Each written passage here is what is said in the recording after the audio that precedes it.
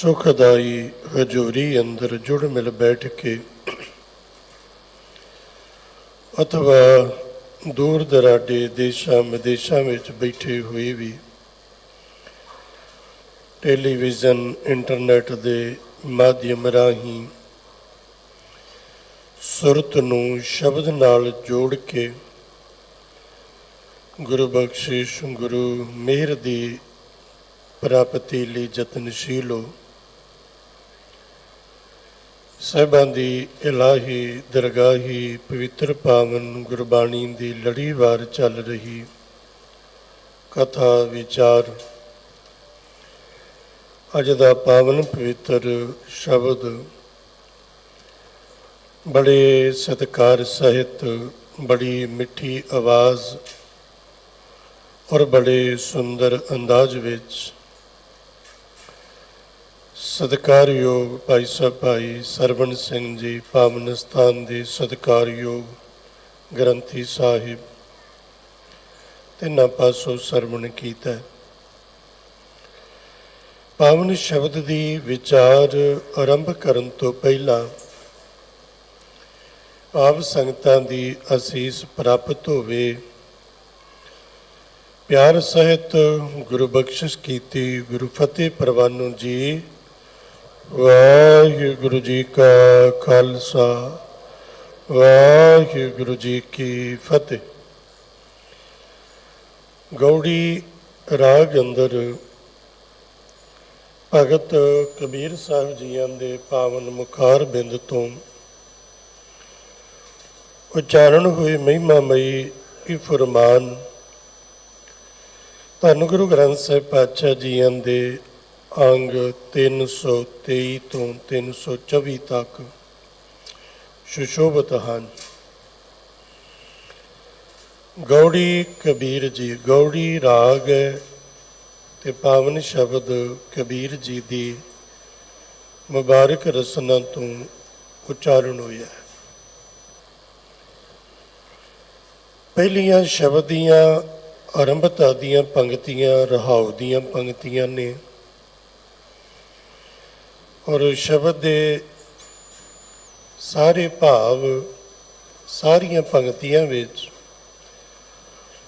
ਆਪਣੇ ਆਪ ਨੂੰ ਵਾਹਿਗੁਰੂ ਪਰਮੇਸ਼ਰ ਦੇ ਓਤ-ਪੋਤ ਉਹਦੇ ਨਜ਼ਦੀਕ ਉਹਦੇ ਨੇੜੇ ਉਹਨੂੰ ਚੇਤੇ ਰੱਖਣ ਵਾਲਾ ਉਹਨੂੰ ਜਪਣ ਵਾਲਾ ਉਹਦੇ ਨਾਲ ਜੁੜਿਆ ਹੋਇਆ ਕਿਵੇਂ ਮਹਿਸੂਸ ਕਰਦਾ ਹੈ ਇਹ ਬਖਸ਼ਿਸ਼ ਕਿਰਪਾ ਕੀਤੀ ਹੈ। ਤੋ ਆਰੰਭਤਾ ਹੈ ਮਾਧੋ ਜਲ ਕੀ ਪਿਆਸ ਨਾ ਜਾਏ। ਜਲ ਕੀ ਪਿਆਸ ਹੁਣ ਜੇਕਰ ਉਦਾਹਰਣ ਹੈ ਬਾਹਰੋਂ ਜਲ ਦਾ ਤੇ ਗੱਲ ਕੀਤੀ ਹੈ ਰੱਬ ਦੇ ਨਾਮ ਦੀ। ਪਰਮੇਸ਼ਰ ਪਰਮਾਤਮਾ ਦੇ ਨਾਮ ਜਪਦਿਆਂ ਨਾਮ ਜਪਣ ਨਾਲ ਜੋ ਜਪਣ ਦੀ ਲਾਲਸਾ ਹੈ ਜੋ ਜਪਣ ਦੀ ਇੱਛਾ ਹੈ ਜੋ ਜਪਣ ਦੀ ਪਿਆਸ ਹੈ ਉਹ ਮਿਟਦੀ ਨਹੀਂ। ਜਿਵੇਂ ਬਾਹਰੋਂ ਆਪਾਂ ਨੂੰ ਤਨ ਦੇ ਤਲ ਤੇ ਤਨ ਕਰਕੇ ਭੁੱਖ ਲੱਗੀ ਹੋਵੇ ਭੋਜਨ ਛਕ ਲਓ ਥੋੜ੍ਹੇ ਸਮੇਂ ਬਾਅਦ ਤੁਹਾਨੂੰ ਕਹਿਣਾ ਪੈਂਦਾ ਵੀ ਹੁਣ ਭੁੱਖ ਨਹੀਂ ਰਹੀ ਮੈਂ ਰੱਜ ਗਿਆ। ਜਿੰਨੀ ਮਰਜ਼ੀ ਤੇ ਲੱਗੀ ਹੋਵੇ ਪਿਆਸ ਲੱਗੀ ਹੋਵੇ ਪਾਣੀ ਪੀ ਲਓ। ਪਾਣੀ ਪੀ ਕੇ ਉਹ ਪਿਆਸ ਮਿਟ ਜਾਂਦੀ ਹੈ। ਥੋੜ੍ਹੇ ਸਮੇਂ ਬਾਅਦ ਕਹਿਣਾ ਪਏਗਾ ਕਿ ਪਹਿਲਾਂ ਸੀ ਪਿਆਸ ਹੁਣ ਪਾਣੀ ਪੀ ਲਿਆ ਹੁਣ ਤੇਰੇ ਨਹੀਂ ਪਿਆਸ ਨਹੀਂ ਰਹੀ। ਪਰਮੇਸ਼ਰ ਪਰਮਾਤਮਾ ਦਾ ਨਾਮ ਜਪਣ ਦੀ ਜਿਨ੍ਹਾਂ ਨੂੰ ਭੁੱਖ ਲੱਗੀ ਹੈ ਜਿਨ੍ਹਾਂ ਨੂੰ ਪਿਆਸ ਲੱਗੀ ਹੈ ਉਹਨਾਂ ਦੇ ਜੀਵਨ ਵਿੱਚ ਭੋਜਨ ਤੇ ਪਾਣੀ ਤੋਂ ਬਿਲਕੁਲ ਵਿਪਰੀਤ ਬਿਲਕੁਲ ਉਲਟਾ ਵਾਪਰਦਾ ਹੈ। ਭੋਜਨ ਕਰਨ ਦੇ ਨਾਲ ਭੁੱਖ ਮਿਟ ਜਾਂਦੀ ਹੈ ਪਾਣੀ ਪੀਣ ਨਾਲ ਪਿਆਸ ਮਿਟ ਜਾਂਦੀ ਹੈ ਪਰ ਭਗਤੀ ਕਰਨ ਵਾਲਿਆਂ ਦੀ ਬੰਦਗੀ ਕਰਨ ਵਾਲਿਆਂ ਦੀ ਨਾਮ ਜਪਣ ਦੀ ਭੁੱਖ ਨਾਮ ਜਪ ਜਪ ਕੇ ਕਦੀ ਵੀ ਨਹੀਂ ਮਿਟਦੀ। ਨਾਮ ਜਪਣ ਵਾਲਾ ਪਿਆਰਾ ਨਾਮ ਜਪ ਕੇ ਕਦੀ ਨਹੀਂ ਕਹਿ ਸਕਦਾ ਭੁੱਖ ਲੱਗੀ ਸੀ, ਨਾਮ ਜਪ ਲਿਆ ਤੇ ਹੁਣ ਭੁੱਖ ਨਹੀਂ ਰਹੀ, ਹੁਣ ਮੈਂ ਪਰਮੇਸ਼ਰ ਦਾ ਨਾਮ ਜਪ ਕੇ ਜਪਣ ਵਾਲੀ ਭੁੱਖ ਮਿਟਾ ਲਈ ਹੈ। ਇਹ ਭੁੱਖ ਕਦੀ ਨਹੀਂ ਮਿਟਦੀ। ਨਾਮ ਜਪਣ ਦੀ ਪਿਆਸ ਤੇ ਭੁੱਖ ਦੋਨਾਂ ਦਾ ਮਕਸਦ ਇੱਕੋ ਹੈ। ਭੁੱਖ ਭੋਜਨ ਦੀ ਲੋੜ, ਔਰ ਉਸ ਲੋੜ ਲਈ, ਉਸ ਪ੍ਰਾਪਤੀ ਲਈ ਉੱਠਿਆ ਹੋਇਆ ਅੰਦਰ ਖਿਆਲ, ਉਹਨੂੰ ਭੁੱਖ ਕਹਿੰਦੇ ਆ। ਤਨ ਦੀ ਅਹਿਮ ਲੋੜ ਹੈ ਪਾਣੀ, ਪਾਣੀ ਦੀ ਲੋੜ, ਲੋੜ ਦੀ ਪ੍ਰਾਪਤੀ ਲਈ ਬਣਿਆ ਖਿਆਲ, ਇਹਨੂੰ ਪਿਆਸ ਕਹਿੰਦੇ ਆ। ਭੁੱਖ ਵੀ ਤੇ ਪਿਆਸ ਵੀ ਦੋਨੋਂ ਬਾਹਰੋਂ ਇਸ ਤਨ ਦੀ ਲੋੜ ਹੈ, ਔਰ ਉਹਦੀ ਪ੍ਰਾਪਤੀ ਲਈ ਜੋ ਅੰਦਰ ਖਿਆਲ ਉੱਠਦਾ ਹੈ, ਉਹਦੇ ਲਈ ਮਨੁੱਖ ਭੋਜਨ ਤੇ ਪਾਣੀ ਲਈ ਯਤਨ ਕਰਦਾ। ਭੋਜਨ ਕੀਤਾ ਭੁੱਖ ਮਿਟ ਗਈ, ਪਾਣੀ ਪੀਤਾ ਪਿਆਸ ਮਿਟ ਗਈ। ਪਰ ਵਾਹਿਗੁਰੂ ਦੇ ਸਿਮਰਨ ਨਾਲ ਇਹਦੇ ਉਲਟ ਹੁੰਦਾ ਹੈ। ਬਾਹਰੋਂ ਕਦੀ ਵੀ ਨਹੀਂ ਹੋ ਸਕਦਾ ਕਿ ਬੰਦੇ ਨੇ ਭੋਜਨ ਕੀਤਾ ਤੇ ਭੁੱਖ ਵੱਧ ਗਈ, ਪਾਣੀ ਪੀਤਾ ਤੇ ਪਿਆਸ ਵੱਧ ਗਈ, ਬਲਕਿ ਮਿਟਦੀ ਹੈ। ਭਜਨ ਕਰਨ ਵਾਲਿਆਂ ਦੀ ਭਜਨ ਕਰਕੇ ਪਿਆਸ ਵੱਧਦੀ ਹੈ। ਭਾਈ ਸਾਹਿਬ ਭਾਈ ਵੀਰ ਸਿੰਘ ਸਾਹਿਬ ਜੀ ਨੇ ਇੱਕ ਬੜਾ ਸੁੰਦਰ ਇਸ ਪ੍ਰਥਾ ਇਹ ਖਿਆਲ ਦਿੱਤਾ। ਜਦੋਂ ਆਪਾਂ ਗੁਰੂ ਘਰ ਜਾਂਦੇ ਹਾਂ, ਬਾਣੀ ਪੜ੍ਹਦੇ ਹਾਂ, ਗੁਰੂ ਦਰ ਸੇਵਾ ਕਰਦੇ ਹਾਂ, ਤੇ ਸਾਨੂੰ ਕਿਵੇਂ ਪਤਾ ਲੱਗੇ ਵੀ ਇਹਦਾ ਸਾਡੀ ਸੁਰਤ ਵਿੱਚ, ਸਾਡੇ ਮਨ ਵਿੱਚ ਅਸਰ ਹੋ ਰਿਹਾ ਹੈ, ਔਰ ਗੁਰੂ ਦੀ ਸਾਡੇ ਤੇ ਮਿਹਰ ਹੋ ਰਹੀ ਹੈ, ਬਖਸ਼ਿਸ਼ ਹੋ ਰਹੀ ਹੈ, ਇਹਦਾ ਪਤਾ ਕਿਵੇਂ ਲੱਗੇ? ਤੇ ਉਹਨਾਂ ਇਹ ਨਿਸ਼ਾਨੀ ਦਿੱਤੀ ਵੀ ਗੁਰੂ ਦਰ ਜਾਂਦਿਆਂ ਜਾਂਦਿਆਂ ਜਦੋਂ ਜਾਣ ਦੀ ਲਾਲਸਾ ਹੋਰ ਵਧੇ, ਹੋਰ ਜੀ ਕਰੇ, ਭਾਵੇਂ ਹੈ ਵੀ ਮਾਲਕ ਦੀ ਮਿਹਰ ਹੋ ਰਹੀ ਹੈ, ਸੇਵਾ ਕਰਦਿਆਂ ਕਰਦਿਆਂ ਹੋਰ ਸੇਵਾ ਨੂੰ ਜੀ ਕਰੇ, ਗੁਰੂ ਹਜ਼ੂਰ ਬੈਠਿਆ ਹੋਰ ਬੈਠਣ ਨੂੰ ਜੀ ਕਰੇ, ਬਾਣੀ ਪੜ੍ਹਦਿਆਂ ਹੋਰ ਪੜ੍ਹਨ ਨੂੰ ਜੀ ਕਰੇ, ਇਹਦਾ ਭਾਵ ਹੈ ਵੀ ਉਹਦਾ ਸਾਡੇ ਮਨ 'ਤੇ ਵੀ ਅਸਰ ਹੋ ਰਿਹਾ ਹੈ, ਸਾਡੀ ਸੁਰਤ 'ਤੇ ਅਸਰ ਹੋ ਰਿਹਾ ਹੈ, ਔਰ ਗੁਰੂ ਪਾਤਸ਼ਾਹ ਮਹਾਰਾਜ ਜੀ ਦੀ ਸਾਡੇ 'ਤੇ ਰਹਿਮਤ ਦੀ, ਮਿਹਰ ਦੀ ਨਿਗਾਹ ਵੀ ਹੋ ਰਹੀ ਹੈ। ਇਸ ਲਈ ਫਿਰ ਜਿਵੇਂ ਜਿਵੇਂ ਮਨੁੱਖ ਜਪਦਾ ਹੈ, ਤਿਵੇਂ ਤਿਵੇਂ ਉਹਨੂੰ ਰਸ ਆਉਂਦਾ, ਤਿਵੇਂ ਤਿਵੇਂ ਉਹਨੂੰ ਆਨੰਦ ਆਉਂਦਾ। ਜਿਵੇਂ ਜਿਵੇਂ ਆਨੰਦ ਆਉਂਦਾ, ਤਿਵੇਂ ਤਿਵੇਂ ਭੁੱਖ ਪਿਆਸ ਹੋਰ ਵੱਧਦੀ ਹੈ, ਹੋਰ ਵੱਧਦੀ ਹੈ, ਤੇ ਫਿਰ ਹੋਰ ਜਪਦਾ। ਇਹ ਸਿਲਸਿਲਾ ਐਸਾ ਤੀਬਰ ਜ਼ੋਰ ਪਕੜ ਲੈਂਦਾ ਹੈ ਤੇ ਅਖੀਰ ਹਾਲਤ ਇਹ ਬਣ ਜਾਂਦੀ ਹੈ, ਕਬੀਰ ਬਿਰਹੋਂ ਭਯੰਗਮ ਮਨ ਬਸੈ, ਮੰਤ ਨ ਮਨ ਕੋਏ, ਰਾਮ ਵਿਯੋਗੀ ਨਾ ਜੀਐ, ਜੀਐ ਤਾਂ ਬੌਰਾ ਹੋਏ। ਫਿਰ ਉਹ ਜਪਣ ਤੋਂ ਬਿਨਾਂ ਰਹਿ ਹੀ ਨਹੀਂ ਸਕਦਾ। ਹੋ ਰਹਿ ਨਾ ਸਕਾਂ ਬਿਨ ਦੇਖੇ ਪ੍ਰੀਤਮਾ, ਮੈਂ ਨੀਰ ਵਹਿ ਚੱਲੇ ਜੀਓ। ਜਿਨ੍ਹਾਂ ਨੂੰ ਇਹ ਲਾਲਸਾ ਲੱਗਦੀ ਹੈ ਉਹ ਫਿਰ ਰਹਿ ਹੀ ਨਹੀਂ ਸਕਦੇ। ਪੜ੍ਹਦੇ ਤੇ ਆਪਾਂ ਸਾਰੇ ਆ, ਪਰ ਇਹ ਪੰਕਤੀ ਉਹਨਾਂ ਦੇ ਜੀਵਨ ਤੇ ਢੁਕਦੀ ਹੈ ਜਿਹੜੇ ਰਹਿ ਨਹੀਂ ਸਕਦੇ। ਆਖਾਂ ਜੀਵਾਂ ਵਿਸਰੈ ਮਰ ਜਾਉ, ਆਖਣ ਔਖਾ ਸਾਚਾ ਨਾਉ, ਹੈ ਤੇ ਔਖਾ, ਪਰ ਜਦੋਂ ਕਹਿਣ ਲੱਗ ਪਵੇ, ਕਹਿੰਦਿਆਂ ਕਹਿੰਦਿਆਂ ਕਹਿੰਦਿਆਂ ਕਹਿੰਦਿਆਂ ਇਹਦਾ ਐਸਾ ਰਸ ਆਉਂਦਾ ਹੈ, ਇਹਦਾ ਐਸਾ ਆਨੰਦ ਆਉਂਦਾ ਹੈ, ਫਿਰ ਉਹ ਜਪਣ ਤੋਂ ਬਿਨਾਂ ਮਨੁੱਖ ਰਹਿ ਹੀ ਨਹੀਂ ਸਕਦਾ। ਘੜੀ ਪਲ ਨਹੀਂ, ਰਾਤ ਦਿਨ ਨਹੀਂ, ਕਰਦਾ ਕਰਦਾ ਕਰਦਾ ਕਰਦਾ ਮਨੁੱਖ ਸਾਹਾਂ ਤੇ ਆ ਕੇ ਟਿਕ ਜਾਂਦਾ ਹੈ, ਤੇ ਫਿਰ ਅਰਦਾਸ ਕਰਦਾ, ਸੱਚੇ ਪਾਤਸ਼ਾਹ ਮੇਰੇ ਤੇ ਮਿਹਰ ਕਰਿਓ, ਮੇਰਾ ਸਵਾਸ ਵੀ ਬਿਰਥਾ ਨਾ ਜਾਏ। ਦਮ ਦਮ ਸਦਾ ਸੰਭਾਲਦਾ, ਦਮ ਨਾ ਬਿਰਥਾ ਜਾਏ। ਸਾਡੀ ਤੇ ਉਮਰ ਨਿਕਲ ਗਈ, ਦਮ ਦੀ ਤੇ ਗੱਲ ਛੱਡੋ, ਦਹਾਕੇ ਨਿਕਲ ਗਏ, ਕਈ ਸਾਲ ਨਿਕਲ ਗਏ ਉਹਨੂੰ ਜਪੇ ਤੋਂ ਬਿਨਾਂ, ਕਈ ਮਹੀਨੇ ਗੁਜ਼ਰ ਗਏ, ਕਈ ਹਫ਼ਤੇ ਕਈ ਦਿਨ ਗੁਜ਼ਰ ਗਏ। ਆਪਾਂ ਨੂੰ ਫਰਕ ਪੈਂਦਾ ਭਲਾ ਕੋਈ? ਹੁਣ ਅੱਜ ਐਤਵਾਰ ਹੈ, ਐਤਵਾਰ ਸੰਗਤ ਜ਼ਿਆਦਾ, ਇਹ ਜ਼ਿਆਦਾ ਸੰਗਤ ਦਾ ਇੱਕ ਭਾਵ ਇਹ ਵੀ ਹੈ ਨਾ ਵੀ ਬਾਕੀ ਦਿਨਾਂ 'ਚ ਘੱਟ ਹੁੰਦੀ ਹੈ, ਤੇ ਉਹਦਾ ਭਾਵ ਇਹ ਵੀ ਐਤਵਾਰ ਆਉਣ ਵਾਲੇ ਜ਼ਿਆਦਾ ਨੇ, ਰੋਜ਼ ਆਉਣ ਵਾਲੇ ਘੱਟ ਨੇ। ਇਹੀ ਹੋਇਆ ਨਾ, 6 ਦਿਨ ਨਹੀਂ ਆਏ, ਇੱਕ ਦਿਨ ਆਏ, ਤੇ ਜੇ 6 ਦਿਨ ਨਾ ਆ ਕੇ ਕੋਈ ਫਰਕ ਨਹੀਂ ਪਿਆ ਤਾਂ ਹੀ ਤੇ ਨਹੀਂ ਆਏ ਨਾ। ਤੇ ਜਿਨ੍ਹਾਂ ਨੂੰ ਪੈਂਦਾ ਫਰਕ, ਜਿਹੜੇ ਰਹਿ ਹੀ ਨਹੀਂ ਸਕਦੇ, ਉਹ ਆਉਂਦੇ ਨੇ। ਤੇ ਜਿਨ੍ਹਾਂ ਨੂੰ ਜਪ ਲਿਆ ਤਾਂ ਕੋਈ ਨਾ, ਨਾ ਜਪਿਆ ਤੇ ਤਾਂ ਕੋਈ ਨਾ, ਉਹਨਾਂ ਨੂੰ ਕੋਈ ਫਰਕ ਨਹੀਂ ਪੈਂਦਾ। ਸਾਰੀ ਸਾਰੀ ਉਮਰ ਨਹੀਂ ਜਪਿਆ।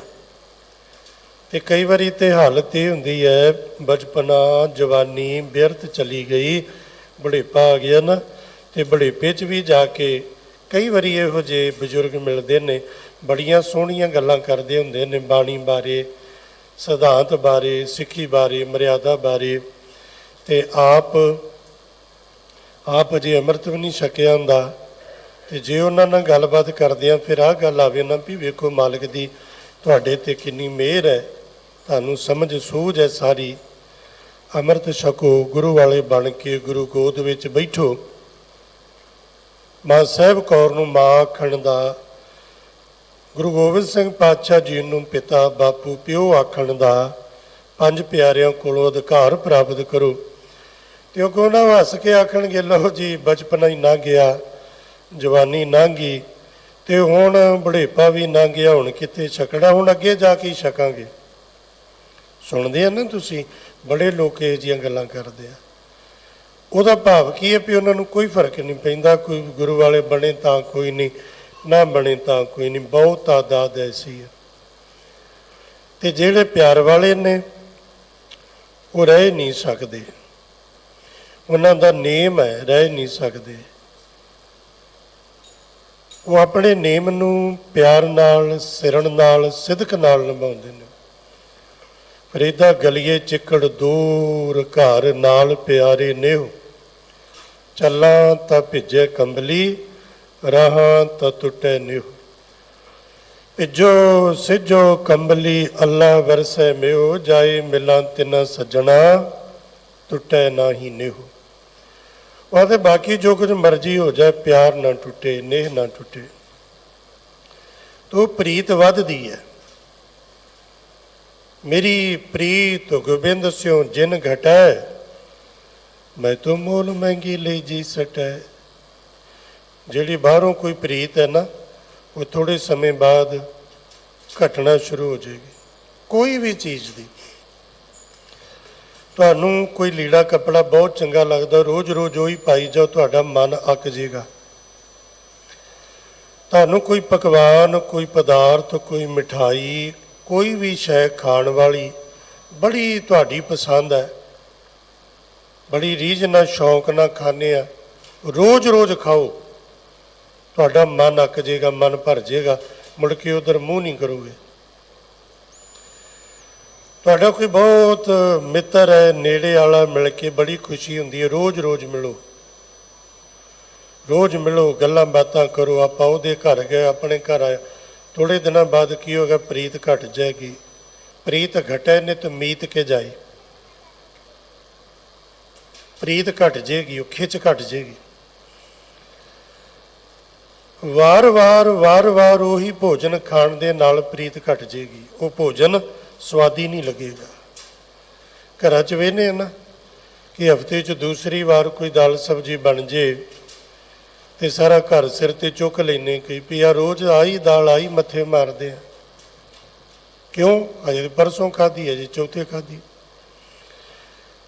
ਪਰਮੇਸ਼ਰ ਪਰਮਾਤਮਾ ਦਾ ਨਾਮ ਜਪਦਿਆਂ ਕਦੀ ਇਹ ਮਸਲਾ ਜਾਂ ਇਹ ਖਿਆਲ ਨਹੀਂ ਆਉਂਦਾ ਕਿ ਇਹਦੇ ਨਾਲ ਮਨੁੱਖ ਅੱਕ ਜਾਏ, ਜਾਂ ਇਹਦਾ ਰਸ, ਜਾਂ ਇਹਦਾ ਸਵਾਦ ਫਿੱਕਾ ਪੈ ਜਾਏ। ਪੰਥ ਰਤਨ ਸੱਚਖੰਡ ਵਾਸੀ ਗਿਆਨੀ ਸੰਤ ਸਿੰਘ ਜੀ ਮਸਕੀਨ ਸਾਹਿਬ ਜੀ, ਉਹ ਇੱਕ ਆਪਣੇ ਨਾਲ ਜੁੜੀ ਘਟਨਾ ਦੱਸਦੇ ਨੇ, ਸ਼ਾਇਦ ਇੰਦੌਰ ਦੇ ਇਲਾਕੇ ਦੀ। ਉਹਨਾਂ ਦੇ ਨਾਲ ਵਹੀਰ ਵਿੱਚ ਸਿੰਘ ਰਹਿੰਦੇ ਸੀ, ਕਥਾਵਾਚਕ, ਪ੍ਰਚਾਰਕ, ਰਾਗੀ ਸਿੰਘ, ਕਵੀ, ਬੜੇ ਬੜੇ ਆਰਫ ਫਾਜ਼ਲ ਕਵੀ, ਵਿਦਵਾਨ, ਕਥਾਵਾਚਕ, ਔਰ ਬੜੇ ਬੜੇ ਸੁਲਝੇ ਮਹਾਨ ਕੀਰਤਨੀ ਉਹਨਾਂ ਦੇ ਜਥੇ 'ਚ ਵਹੀਰ 'ਚ ਰਹਿੰਦੇ ਸੀ। ਬਹੁਤਾ ਲੰਬਾ ਸਮਾਂ ਉਹ ਵਹੀਰ 'ਚ ਹੀ ਜਾਂਦੇ ਰਹੇ। ਤੇ ਇੱਕ ਵਾਰੀ ਪ੍ਰਬੰਧਕਾਂ ਨੇ ਕਿਹਾ ਕਿ ਗਿਆਨੀ ਜੀ ਸਾਡੀ ਇੱਕ ਬੇਨਤੀ ਹੈ ਵੀ ਇਹ ਉਹੀ ਪ੍ਰਚਾਰਕ ਉਹੀ ਜਥੇ ਤੁਸੀਂ ਹਰ ਵਾਰ ਨਾਲ ਲੈ ਕੇ ਆਉਂਦੇ ਆ। ਤੇ ਮਸਕੀਨ ਸਾਹਿਬ ਕਹਿੰਦੇ ਫਿਰ ਕੀ ਪ੍ਰਬੰਧ ਹੋਵੇ? ਇਹ ਵੀ ਹਰ ਵਾਰੀ ਜਥੇ ਨਵੇਂ ਹੋਣ। ਜੇ ਆਪਾਂ ਵੇਖਦੇ ਆ ਨਾ ਜਿੱਥੇ ਜਿੱਥੇ ਸਮਾਗਮ ਹੁੰਦੇ ਆ, ਕੀਰਤਨ ਦਰਬਾਰ ਪਿਛਲੀ ਵਾਰੀ ਆ ਜਥੇ ਸੀ, ਐਰਕਾਂ ਦੂਜੇ ਕਰੀਏ ਤੀਜੇ ਕਰੀਏ, ਪ੍ਰਚਾਰਕ ਬਦਲੀਏ ਕਰਦੇ ਆ ਨਾ, ਹਰ ਇੱਕ ਜਗ੍ਹਾ ਇੱਦਾਂ ਹੁੰਦਾ। ਉਹਨਾਂ ਨੂੰ ਵੀ ਕਿਹਾ ਤੇ ਮਸਕੀਨ ਸਾਹਿਬ ਕਹਿੰਦੇ ਵੀ ਇਹਨਾਂ ਨਾਲ ਇਹਦੇ ਨਾਲ ਫਰਕ ਕੀ ਪੈਗਾ? ਜੇ ਇਹ ਜਥੇ ਕੀਰਤਨੀਏ ਹੋਰ ਹੋਣਗੇ ਤੇ ਇਹਦੇ ਨਾਲ ਫਰਕ ਕੀ ਪੈਗਾ? ਜਿਹੜੇ ਮਰਜ਼ੀ ਕੀਰਤਨੀਏ ਨੂੰ ਬੁਲਾ ਲਓ, ਜਦੋਂ ਆਸਾ ਕੀ ਵਾਰ ਕਰੇਗਾ ਤੇ ਇਹੀ ਪੜੇਗਾ। ਜੇ ਉਹ ਆਰਤੀ ਪੜੇਗਾ ਤੇ ਇਹੀ ਪੜੇਗਾ, ਆਨੰਦ ਸਾਹਿਬ ਪੜੇਗਾ ਤੇ ਇਹੀ ਪਾਠ ਹੋਏਗਾ। ਬਾਣੀ 'ਚ ਤੇ ਫਰਕ ਨਹੀਂ। ਹੁਣ ਤੁਸੀਂ ਆਖੋ ਵੀ ਕੱਲ ਆਸਾ ਕੀ ਵਾਰ ਸੁਣੀ, ਅੱਜ ਫੇਰ ਉਹੀ, ਕੱਲ ਫੇਰ ਉਹੀ, ਪਰਸੋਂ ਫੇਰ ਉਹੀ, ਕੱਲ ਜਪਜੀ ਸਾਹਿਬ ਜਿਹੜਾ ਕੀਤਾ ਅੱਜ ਫੇਰ ਉਹੀ। ਸਰੀਰ ਨਾਲ ਨਾ ਜੁੜੋ, ਸ਼ਬਦ ਨਾਲ ਜੁੜੋ। ਸਰੀਰ ਵੇਖ ਕੇ ਤੁਸੀਂ ਚਿਹਰਾ ਮੋਹਰਾ ਵਾਰ-ਵਾਰ ਵੇਖ ਕੇ ਅੱਕ ਜਾਂਦੇ ਹੋ, ਪੱਕ ਜਾਂਦੇ ਹੋ, ਥੱਕ ਵੀ ਜਾਂਦੇ ਹੋ। ਪਰ ਜੇ ਸ਼ਬਦ ਨਾਲ ਜੁੜੋਗੇ ਤੇ ਤੁਹਾਨੂੰ ਰਸ ਆਏਗਾ ਜਿਹਦੇ ਚੋਂ ਕਦੀ ਵੀ ਅੱਕੋਗੇ ਥੱਕੋਗੇ ਨਹੀਂ। ਸ਼ਬਦ ਨਾਲ ਜੁੜੋਗੇ। ਕਦੀ ਕਿਹਾ ਕਿਸੇ ਨੇ ਕਿ ਕਿੰਨੇ ਸਾਲ ਹੋ ਗਏ, ਉਮਰ ਲੰਘ ਗਈ, ਜਪਜੀ ਸਾਹਿਬ ਪੜ੍ਹਦੇ ਆ ਤੇ ਕੁਝ ਨਵਾਂ ਚਾਹੀਦਾ? ਨਹੀਂ ਨਾ, ਸਾਰੀ ਉਮਰ ਜਪਜੀ ਸਾਹਿਬ ਪੜ੍ਹੀ ਜਾਓ, ਪੜ੍ਹੀ ਜਾਓ। ਹਰ ਰੋਜ਼ ਇੱਕ ਦਿਨ 'ਚ ਕਈ ਵਾਰ ਪੜ੍ਹੀ ਜਾਓ ਤੇ ਜਿੰਨੀ ਵਾਰ ਪੜ੍ਹੋਗੇ ਨਾ ਉਨੀ ਵਾਰ ਉਹਦਾ ਰਸ ਹੋਰ ਵੱਖਰਾ ਤੇ ਵਧੇਰਾ ਹੋਵੇਗਾ। ਚਲੋ ਜਪਜੀ ਸਾਹਿਬ ਤੇ ਫਿਰ ਵੀ ਲੰਬੀ ਬਾਣੀ ਹੈ, ਤੁਸੀਂ ਮੂਲ ਮੰਤਰ ਪੜ੍ਹ ਲਓ। ਚਲੋ ਇਹ ਵੀ ਆਖਾਂਗੇ ਲੰਬਾ, ਤੁਸੀਂ ਵਾਹਿਗੁਰੂ ਕਹਿ ਲਓ, 4 ਅੱਖਰ ਨੇ ਨਾ। ਤੇ ਜਦੋਂ ਤੋਂ ਆਪਾਂ ਸੁਰਤ ਸਾਂਭੀ ਹੈ, ਵਾਹਿਗੁਰੂ ਕਹਿ ਰਹੇ ਆ, ਸੁਣ ਰਹੇ ਆ, ਤੇ ਕਦੀ ਹੋਇਆ ਇਸ ਤਰ੍ਹਾਂ ਵੀ ਵਾਹਿਗੁਰੂ ਸੁਣ ਕੇ ਰਸ ਨਾ ਆਇਆ ਹੋਵੇ? ਵਾਹਿਗੁਰੂ ਕਹਿ ਕੇ ਰਸ ਨਾ ਆਇਆ ਹੋਵੇ? ਜਦੋਂ ਵੀ ਤੁਸੀਂ ਗੁਰੂ ਗੁਰੂ ਕਰੋਗੇ ਰਸ ਆਏਗਾ, ਪਹਿਲਾਂ ਨਾਲੋਂ ਹੋਰ ਵਧੇਰੇ ਆਏਗਾ। ਤੋ ਪਰਮੇਸ਼ਰ ਦੇ ਨਾਮ ਜਪਣ ਦੀ ਲਾਲਸਾ ਨਾਮ ਜਪ ਕੇ ਘਟਦੀ ਨਹੀਂ ਬਲਕਿ ਹੋਰ ਵੱਧਦੀ ਹੈ। ਮਾਧੋ ਜਲ ਕੀ ਪਿਆਸ ਨਾ ਜਾਏ। हे ਮੇਰੇ ਪਰਮੇਸ਼ਰ, ਸਾਰੀ ਕਾਇਨਾਤ ਦੇ ਰਚਨਾ ਦੇ ਮਾਲਕ ਸਾਹਿਬ ਜੀ, ਤੇਰਾ ਨਾਮ ਰੂਪ ਅੰਮ੍ਰਿਤ ਜਲ ਪੀਣ ਦੀ ਪਿਆਸ, ਅੰਦਰ ਦੀ ਇੱਛਾ ਨਾ ਜਾਏ, ਉਹ ਮੇਰੇ ਅੰਦਰੋਂ ਜਾਂਦੀ ਨਹੀਂ। ਜਲ ਮੈਂ ਅਗਨ ਉੱਠੀ ਅਧਕਾਏ। ਹੁਣ ਪਾਣੀ ਤੇ ਅੱਗ ਦਾ ਮੇਲ ਕੋਈ ਨਹੀਂ। ਅੱਗ ਲੱਗੀ ਹੋਵੇ, ਪਾਣੀ ਪਾ ਦਿਓ ਤੇ ਅੱਗ ਬੁਝ ਜਾਏਗੀ। ਵਿਰੋਧੀ ਧਿਰ ਦੋਨੋਂ ਸਜਾਤੀ ਨਹੀਂ ਹੈ, ਵਿਜਾਤੀ ਮੇਲ ਹੈ। ਅੱਗ ਤੇ ਪਾਣੀ ਪਾ ਦਿਓ, ਅੱਗ ਬੁਝ ਜਾਏਗੀ। ਮੇਰੇ ਅੰਦਰ ਇੱਥੇ ਅੱਗ ਤੋਂ ਭਾਵ ਹੈ ਲਾਲਸਾ, ਇੱਛਾ, ਤਾਂਗ ਤੇਰਾ ਨਾਮ ਜਪਣ ਦੀ। ਤੇ ਜਦੋਂ ਮੈਂ ਤੇਰਾ ਨਾਮ ਜਪਦਾ ਤੇ ਨਾਮ ਕੀ ਹੈ? ਨਾਮ ਹੈ ਅੰਮ੍ਰਿਤ ਜਲ। ਮੇਰੀ ਤਾਂਗ ਰੂਪ, ਮੇਰੀ ਇੱਛਾ ਰੂਪ ਅੰਦਰ ਦੀ ਅਗਨੀ ਤੇ ਜਦੋਂ ਇਹ ਨਾਮ ਰੂਪ ਜਲ ਪੈਂਦਾ ਹੈ ਨਾ, ਤੇ ਮੇਰੀ ਉਹ ਇੱਛਾ, ਮੇਰੀ ਉਹ ਤਾਂਗ ਘਟਦੀ ਨਹੀਂ, ਮਿਟਦੀ ਨਹੀਂ, ਬੁਝਦੀ ਨਹੀਂ, ਬਲਕਿ ਅਗਨ ਉੱਠੀ ਅਧਕਾਏ, ਉਹ ਪਹਿਲਾਂ ਨਾਲੋਂ ਹੋਰ ਜ਼ਿਆਦਾ ਵੱਧਦੀ ਹੈ। ਵੈਸੇ ਆਪਾਂ ਨੂੰ ਬਹੁਤੀ ਸਮਝ ਨਹੀਂ ਆਈ ਇਸ ਬਾਰੇ। ਆਪਾਂ ਹੋਰ ਮੰਗਣਾ ਸ਼ੁਰੂ ਕੀਤਾ। ਆਪਾਂ ਜੋ ਕੁਝ ਮੰਗਦੇ ਹਾਂ ਨਾ, ਆਪਾਂ ਮੰਗਣਾ ਗੁਰੂ ਕੋਲੋਂ ਨਹੀਂ ਸਿੱਖਿਆ। ਜਿਹਦੇ ਕੋਲ ਆ ਕੇ ਮੰਗਦੇ ਆ ਨਾ, ਉਹਦੇ ਕੋਲੋਂ ਹੀ ਸਿੱਖਣਾ, ਉਹਦੇ ਕੋਲੋਂ ਹੀ ਸਿੱਖਣਾ।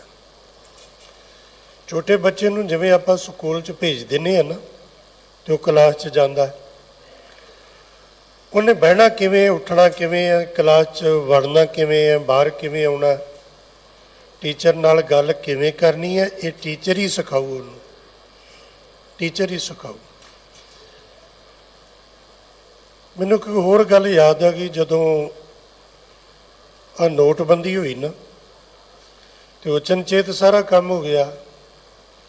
ਨੋਟ ਬੰਦ ਹੋ ਗਏ ਤੇ ਉਹਨਾਂ ਨੇ ਥੋੜਾ ਜਿਹਾ ਰੱਖਿਆ ਸੀ ਵੀ ਬੈਂਕ 'ਚ ਜਾ ਕੇ ਜਮ੍ਹਾਂ ਕਰਾ ਦਿਓ ਇੰਨੇ ਕੁ। ਤੇ ਮੈਂ ਕੁਝ ਦਿਨ ਸਮਾਗਮਾਂ ਦੇ ਰੁਝੇਵਿਆਂ 'ਚ ਸਾਂ ਤੇ ਮੈਂ ਵਿਹਲਾ ਹੋ ਕੇ ਮੈਂ ਕਿਹਾ ਵੀ ਆ ਪਏ ਨੇ ਤੇ ਚੱਲਣੇ ਨਹੀਂ, ਕਿਉਂਕਿ ਫਿਰ ਉਸ ਤੋਂ ਬਾਅਦ ਸੰਗਤ ਨੇ ਵੀ ਬੜੀ ਮਾਇਆ ਦਿੱਤੀ। ਜੋ ਨੋਟ ਬੰਦ ਹੋ ਗਏ ਨਾ ਤੇ ਉਹ ਫਿਰ ਜਿਹੜਾ 100 ਦਿੰਦਾ ਸੀ ਨਾ ਅਰਦਾਸ 'ਚ, ਉਹ 500 1100 1000 ਤੇ ਇਹ ਆਖਣੇ ਤੁਹਾਡੇ ਨਹੀਂ ਚੱਲਦੇ ਤੇ ਸਾਡੇ ਕਿਤੋਂ ਚੱਲਣਗੇ? ਸਾਡੇ ਲਈ ਕੋਈ ਬੈਂਕ ਵੱਖਰੀ ਹੈ, ਸਾਡਾ ਕੋਈ ਵੱਖਰਾ? ਕਈ ਇੱਦਾਂ ਹੀ ਕਰਦੇ ਨੇ, ਜਿਹੜਾ ਨੋਟ ਕਿਤੇ ਨਾ ਚੱਲੇ ਨਾ ਗੋਲਕ 'ਚ ਪਾ ਜਾਣਗੇ ਵੀ ਜੇ ਉਹ ਤੁਹਾਡਾ ਨਹੀਂ ਕਿਤੇ ਚੱਲਿਆ ਤੇ ਗੋਲਕ 'ਚੋਂ ਚੱਲ ਜਾਏਗਾ, ਜੇ ਤੂੰ ਗੋਲਕ 'ਚ ਪਾਇਆ ਨਵਾਂ ਹੋ ਜਾਏਗਾ। ਇੱਕ ਐਸੀ ਸੋਚ ਹੈ, ਜਦੋਂ ਗੋਲਕ ਖੁੱਲ੍ਹਦੀ ਹੈ ਨਾ ਕਿਸੇ ਵੀ ਗੁਰੂ ਘਰੇ ਨਹੀਂ, ਇਕੱਲਾ ਆਪਣੇ ਕਿਸੇ ਵੀ, ਤੇ ਉੱਥੇ ਵੇਖਿਓ ਕਿੰਨੀ ਮਾਇਆ ਤੇ ਉਹ ਗਲੇ ਸੜੇ ਨੋਟਾਂ ਦੀ ਨਿਕਲਦੀ ਹੈ। ਤੇ ਜਿਹੜੀ ਕਿਤੇ ਨਾ ਚੱਲੇ ਉਹਨੂੰ ਚੇਪੀ ਲਾ ਕੇ ਉਹ ਇੱਥੇ ਪਾ ਦਿਓ, ਕਥਾ 'ਚ ਪਾ ਦਿਓ, ਕੀਰਤਨ 'ਚ ਪਾ ਦਿਓ, ਇੱਦਾਂ ਵੀ ਹੁੰਦਾ। ਤੇ ਚਲੋ ਉਦੋਂ ਮੈਂ ਬੈਂਕ ਗਿਆ ਤੇ ਉਹ ਬੈਂਕ 'ਚੋਂ ਕਹਿਣ ਲੱਗੇ ਜੀ ਇਹਦੇ 'ਤੇ ਨਾ ਮੈਨੇਜਰ ਸਾਹਿਬ ਬੈਠੀ ਹੈ ਬੀਬੀ, ਉਹਦੇ ਤੋਂ ਲਿਖਾ ਕੇ ਲਿਆਓ ਪਰਚੀ ਤੇ ਕੈਸ਼ੀਅਰ ਦਾ ਮੈਂ ਫਿਰ ਜਮ੍ਹਾਂ ਕਰਾਂਗਾ। ਮੈਂ ਬੀਬੀ ਕੋਲ ਗਿਆ, ਉਹ ਕਹਿੰਦੀ ਵੀ ਤੁਸੀਂ ਇਹ ਦੱਸੋ ਤੁਹਾਡੇ ਕੋਲ ਮਾਇਆ ਆਈ ਕਿੱਥੋਂ? ਸੀ ਵੀ ਥੋੜ੍ਹੀ ਕੋਈ 30-40 ਹਜ਼ਾਰ ਹੀ।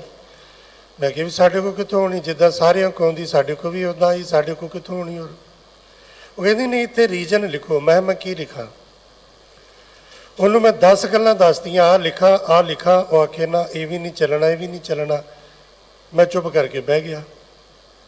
ਮੈਨੂੰ ਕਹਿੰਦੀ ਤੁਸੀਂ ਕੁਝ ਲਿਖ ਕੇ ਦਿਓ, ਜੋ ਕੁਝ ਤੁਸੀਂ ਕਹਿ ਰਹੇ ਹੋ ਇਹ ਲਿਖ ਕੇ ਦਿਓਗੇ ਤੇ ਮੈਂ ਰਿਜੈਕਟ ਕਰ ਦਿਆਂਗੀ। ਮੈਂ ਚੁੱਪ ਕਰਕੇ ਨਾ ਸਾਈਡ ਤੇ ਬਹਿ ਗਿਆ। ਹੋਰ ਕਈ ਸੀ ਮੇਰੇ ਵਰਗੇ, ਮੈਨੂੰ ਆਂਦੀ ਤੁਸੀਂ ਦੱਸੋ। ਮੈਂ ਤੂੰ ਇਹਨਾਂ ਨੂੰ ਨਿਪਟਾ ਲਾ ਫਿਰ ਦੱਸਦਾ ਤੈਨੂੰ। ਉਹਨਾਂ ਨੂੰ ਨਿਪਟਾ ਕੇ ਉਹ ਕਹਿੰਦੀ ਹੁਣ ਦੱਸੋ। ਮੈਂ ਪਰਚੀ ਉਹਦੇ ਅੱਗੇ ਰੱਖਤੀ। ਮੈਂ ਭੈਣ ਮੇਰੀ ਬੇਨਤੀ ਹੈ, ਜਿਸ ਤਰੀਕੇ ਨਾਲ ਜਿਹੜਾ ਲਿਖਿਆ ਇੱਥੇ ਪਾਸ ਹੋਣਾ ਨਾ, ਉਹ ਕਿਰਪਾ ਕਰਕੇ ਤੂੰ ਹੀ ਲਿਖ ਦੇ ਜਾਂ ਤੂੰ ਦੱਸ ਵੀ ਕੀ ਲਿਖਾਂ। ਉਹ ਹੱਸਣ ਲੱਗ ਪਈ। ਉਹ ਕਹਿੰਦੀ ਮੈਂ ਕਿਉਂ ਦੱਸਾਂ? ਤੇ ਮੈਂ ਕਿਹਾ ਵੀ ਤੂੰ ਬੈਂਕ ਵਾਲੀ ਤੂੰ ਨਹੀਂ ਦੱਸੇਂਗੀ ਤੇ ਹੋਰ ਕੌਣ ਦੱਸੇਗਾ? ਤੇ ਉਹ ਮੈਨੂੰ ਹੌਲੀ ਜਿਹੀ ਆਂਦੀ ਵੀ ਇੱਥੇ ਲਿਖ ਦਿਓ ਪਰਸਨਲ ਸੇਵਿੰਗ। ਮੈਂ ਕਿਹਾ ਠੀਕ ਹੈ। ਉਹ ਲਿਖੀ ਤੇ ਕੰਮ ਹੋ ਗਿਆ। ਹੁਣ ਉਹਨੂੰ ਛੱਡ ਕੇ ਮੈਂ ਬਾਹਰ 100 ਬੰਦੇ ਨੂੰ ਪੁੱਛ ਲੈਂਦਾ ਤੇ ਕਿਸੇ ਨੇ ਠੀਕ ਨਹੀਂ ਦੱਸਣਾ। ਉਹਨੂੰ ਪੁੱਛਿਆ, ਉਹਨੇ ਠੀਕ ਦੱਸਿਆ, ਕੰਮ ਹੋ ਗਿਆ। ਜਿੱਥੇ ਕੰਮ ਹੁੰਦਾ ਹੈ ਆਪਾਂ ਉੱਥੋਂ ਪੁੱਛੀਏ ਵੀ ਇਹ ਕੰਮ ਕਿੱਦਾਂ ਹੋਏਗਾ। ਬੱਚਾ ਹੁਣ ਉਹ ਟੀਚਰ ਕੋਲ ਪੁੱਛੇ ਵੀ ਮੈਂ ਬਹਿਣਾ ਕਿਵੇਂ, ਉੱਠਣਾ ਕਿਵੇਂ, ਬੋਲਣਾ ਕਿਵੇਂ, ਤੇ ਠੀਕ ਹੈ। ਉਹਨੂੰ ਕਲਾਸ ਵਿੱਚ ਉਹਨੇ ਕਰਨਾ ਕੀ ਹੈ, ਪੁੱਛੇ ਕਿਸੇ ਦੂਸਰੇ ਤੋਂ। ਤਾਏ ਨੂੰ ਪੁੱਛੇ ਵੀ ਤਾਇਆ ਤੂੰ ਦੱਸ ਕਿੱਦਾਂ ਕਰਨਾ ਹੈ।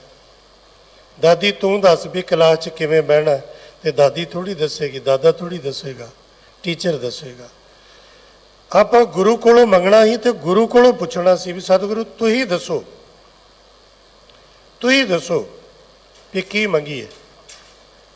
ਕਿਉਂਕਿ ਜੋ ਕੁਝ ਆਪਾਂ ਮੰਗਦੇ ਆ ਇਹ ਗੁਰੂ ਕੋਲੋਂ ਨਹੀਂ ਸਿੱਖਿਆ। ਇਹ ਤੁਹਾਨੂੰ ਯਾਦ ਆ ਜਾਏਗਾ ਕਿਹਦੇ ਕੋਲੋਂ ਸਿੱਖਿਆ। ਜਦੋਂ ਛੋਟੇ ਛੋਟੇ ਹੁੰਦੇ ਆ, ਮਾਂ ਪਿਓ ਨਾਲ ਸ਼ੁਰੂ ਹੋਏ, ਸਕੂਲ ਜਾਣਾ ਸ਼ੁਰੂ ਹੋਏ ਤੇ ਤੂੰ ਅਰਦਾਸ ਕਰਕੇ ਜਾ, ਤੇਰਾ ਪੇਪਰ ਹੈ ਮੱਥਾ ਟੇਕ ਕੇ ਜਾ, ਤੇਰਾ ਆਹ ਟੈਸਟ ਹੈ ਦੇ ਕਰਾ ਕੇ ਜਾ। ਇੱਥੋਂ ਹੀ ਸ਼ੁਰੂ ਹੋਏ ਨਾ ਉਹ ਮੰਗਣਾ ਜੀ ਮੈਂ ਪੇਪਰ 'ਚ ਪਾਸ ਹੋ ਜਾ, ਇਹਦਾ ਐਡਮਿਸ਼ਨ ਹੋ ਜੇ, ਇਹਦਾ ਹੋ ਜੇ, ਇੱਥੋਂ ਕੰਮ ਸ਼ੁਰੂ ਹੋਇਆ। ਉਹ ਐਸਾ ਕੰਮ ਸ਼ੁਰੂ ਹੋਇਆ ਅੱਜ ਤੱਕ ਕਿੱਥੋਂ ਸ਼ੁਰੂ ਹੋਏ ਕਿੱਥੇ ਪਹੁੰਚ ਗਏ। ਆਪਣੇ ਵਾਸਤੇ ਸ਼ੁਰੂ ਹੋਏ, ਅੱਗੇ ਪੋਤਰੇ ਦੋਤਰਿਆਂ ਤੱਕ ਪਹੁੰਚ ਗਿਆ, ਜੇ ਵੀ ਨਹੀਂ ਰੁਕੇ, ਵੱਧ ਹੀ ਜਾ ਰਿਹਾ ਕੰਮ। ਤੇ ਜਿੱਧਰ ਆਉਣਾ ਸੀ ਉਧਰ ਅਜੇ ਤੱਕ ਨਹੀਂ ਆਏ। ਇੱਥੇ ਆਪਾਂ ਇਹ ਮੰਗਿਆ ਵੀ ਮਹਾਰਾਜ ਪੈਸਾ ਦੇ ਮੈਂ ਰੱਜ ਜਾ, ਘਰ ਦੇ ਮੈਂ ਰੱਜ ਜਾ। ਘਰ ਛੋਟਾ ਵੱਡਾ ਦੇ, ਪੈਸਾ ਥੋੜਾ ਜ਼ਿਆਦਾ ਦੇ, ਨੌਕਰੀ ਛੋਟੀ ਹੈ ਵੱਡੀ ਹੋਵੇ, ਦੁਕਾਨ ਛੋਟੀ ਹੈ ਵੱਡੀ ਹੋਵੇ, ਇੱਕ ਹੈ ਦੋ ਹੋਣ। ਇਹ ਆਹੀ ਮੰਗਿਆ ਨਾ ਵੀ ਮੈਂ ਰੱਜ ਜਾ। ਇੱਥੇ ਰੱਜ ਤੇ ਮੰਗਣਾ ਹੀ ਨਹੀਂ ਸੀ, ਮਾਲਕ ਕੋਲ ਆ ਕੇ ਮੰਗਣੀ ਸੀ ਭੁੱਖ। ਤੁਸੀਂ ਬੜੇ ਸਿਆਣੇ ਸੂਝਵਾਨ ਨੂੰ, ਗੁਰਬਾਣੀ ਬੜੀ ਸੌਖੀ ਹੈ। ਇਹ ਆਪ ਹੈ ਵੀ ਜੇ ਇਹਨੂੰ ਇਹਦੀ ਸਮਝ ਨਾ ਆਵੇ ਤੈਨੂੰ ਜਿੰਨਾ ਮਰਜ਼ੀ ਗੁੰਝਲਦਾਰ ਬਣਾ ਲਓ, ਗੱਲ ਗੁੰਝਲਦਾਰ ਨਹੀਂ ਹੈ। ਬਾਬੇ ਨੇ ਬੜੀ ਸੌਖੀ ਗੱਲ ਆਖੀ। ਕੋਈ ਬੰਦਾ ਬਿਮਾਰ ਹੋਵੇ ਡਾਕਟਰ ਕੋਲ ਜਾਵੇ ਤੇ ਡਾਕਟਰ ਪਹਿਲੀ ਗੱਲ ਉਹਨੂੰ ਕੀ ਪੁੱਛਦਾ? ਉਹ ਆਪਣਾ ਦੱਸਦਾ ਜੀ ਮੈਨੂੰ ਆਹ ਹੁੰਦਾ ਆਹ ਹੁੰਦਾ। ਡਾਕਟਰ ਨੂੰ ਪੁੱਛਦਾ ਭੁੱਖ ਬਾਰੇ, ਭੁੱਖ ਦੀ ਦੱਸ। ਪੁੱਛਦਾ ਹੈ ਨਾ, ਭੁੱਖ ਕਿੱਦਾਂ, ਭੁੱਖ ਕਿੰਨੀ ਲੱਗਦੀ ਹੈ ਦਿਨ 'ਚ, ਕਿਸ ਵੇਲੇ ਪ੍ਰਸ਼ਾਦਾ ਛਕਦੇ ਹੋ, ਕਿੰਨਾ ਛਕਦੇ ਹੋ, ਪੁੱਛਦੇ ਨਾ। ਤੇ ਜੇ ਆਖੇ ਜੀ ਭੁੱਖ ਨਹੀਂ ਲੱਗਦੀ, ਜ਼ਬਰਦਸਤੀ ਹੈ ਧੱਕੇ ਨਾਲ ਕੋਈ ਰੋਟੀ ਬੁਰਕੀ ਖਾਵਾਂ ਨਹੀਂ ਤੇ ਭੁੱਖ ਨਹੀਂ ਲੱਗਦੀ, ਤੇ ਫਿਰ ਇਹਦਾ ਮਤਲਬ ਕਿ ਜਿਹਨੂੰ ਭੁੱਖ ਨਹੀਂ ਲੱਗਦੀ ਉਹਦਾ ਸਰੀਰ ਰੋਗੀ ਹੈ। ਰੋਗੀ ਹੈ ਨਾ, ਜਿਹਨੂੰ ਭੁੱਖ ਨਹੀਂ ਲੱਗਦੀ ਉਹ ਰੋਗੀ ਹੈ। ਤੇ ਜਿਹੜਾ ਜਿਹਦਾ ਰੱਬ ਦਾ ਨਾਮ ਜਪਣ ਨੂੰ ਜੀ ਨਹੀਂ ਕਰਦਾ, ਜਿਹਨੂੰ ਨਾਮ ਦੀ ਭੁੱਖ ਨਹੀਂ ਲੱਗਦੀ, ਅੰਮ੍ਰਿਤ ਵੇਲੇ ਦੀ ਨਹੀਂ ਲੱਗਦੀ, ਅੰਮ੍ਰਿਤ ਛਕਣ ਦੀ ਨਹੀਂ ਲੱਗਦੀ, ਗੁਰਦੁਆਰੇ ਆਉਣ ਦੀ ਨਹੀਂ ਲੱਗਦੀ, ਸੇਵਾ ਕਰਨ ਦੀ ਭੁੱਖ ਨਹੀਂ ਲੱਗਦੀ, ਇਹ ਤੇ ਭੁੱਖ ਲੱਗਦੀ ਹੈ ਵੀ ਲੰਗਰ ਬੜਾ ਸਵਾਦ ਹੁੰਦਾ ਹੈ ਤੇ ਲੰਗਰ ਛਕੀਏ, ਤੇ ਲੰਗਰ ਤੋਂ ਬਾਅਦ ਅਗਲੀ ਭੁੱਖ ਨਹੀਂ ਲੱਗਦੀ ਵੀ 10 ਮਿੰਟ ਖਲੋ ਕੇ ਭਾਂਡੇ ਵੀ ਮਾਂਜ ਲਈਏ। ਸਗੋਂ ਲੰਗਰ ਛਕਦੇ ਇਹ ਖਿਆਲ ਹੁੰਦਾ ਹੈ ਵੀ ਮੇਰੀ ਵੀ ਥਾਲੀ ਨਾਲ ਵਾਲਾ ਹੀ ਚੁੱਕ ਕੇ ਲੈ ਜੇ ਤੇ ਭਲਾ ਹੋਵੇ। ਉਦੋਂ ਤਾਂ ਨਹੀਂ ਭੁੱਖ ਲੱਗਦੀ ਵੀ ਭਾਂਡੇ ਹੀ ਮਾਂਜ ਲਈਏ। ਤੋਂ ਜੇ ਨਹੀਂ ਨਾ ਲੱਗਦੀ ਇਹਦਾ ਮਤਲਬ ਮਨ ਕਰਕੇ ਰੋਗੀ ਹੈ। ਇਹ ਆਪਣੇ ਘਰ ਪਰਿਵਾਰ 'ਚ ਵੇਖਿਓ, ਟੱਬਰ ਦੇ ਬਹੁਤੇ ਜੀ ਆਪਣੇ ਰੋਗੀ ਹੋਣਗੇ, ਬਿਮਾਰ ਹੋਣਗੇ।